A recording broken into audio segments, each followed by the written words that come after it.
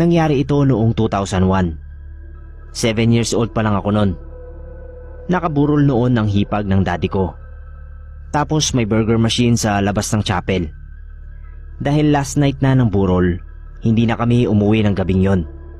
Sinubukan kong matulog sa family room, pero hindi talaga ako makatulog. Kaya naupo na lang ako sa viewing. Maya-maya ay lumapit sa akin si daddy at sinabing, "Shobe, gusto mo ng burger?" Sabi niya. Napansin niya kasing naiinip ako. "Opo." Tapos tumayo ako para sumama kay daddy lumabas. Nung panahon na yon, malalaki pa ang burger sa burger machine. Hindi tulad ngayon.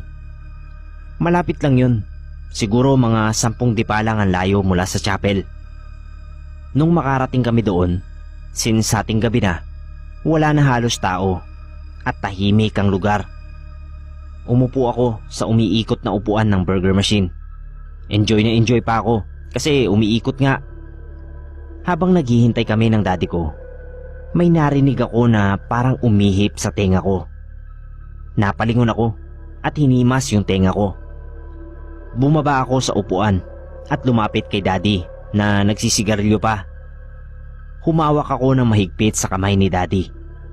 "Balik na doon, Shobe." Tapos tinuro niya yung upuan. Hindi ako bumitaw, kaya napilitan siyang patayin yung yosi niya at sinamahan ako umupo doon sa burger machine habang naghihintay ng order. Pagkaluto ay doon namin kinain yung burger. Habang kumakain ako, ay may biglang malamig na hangin ang humaplos sa ulo ko. Tapos, malinaw kong narinig na may bumulong sa akin.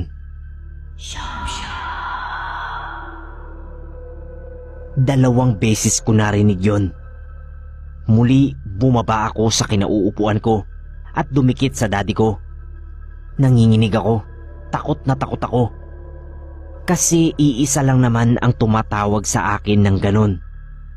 Yun yung hipag ni daddy na nakaburol.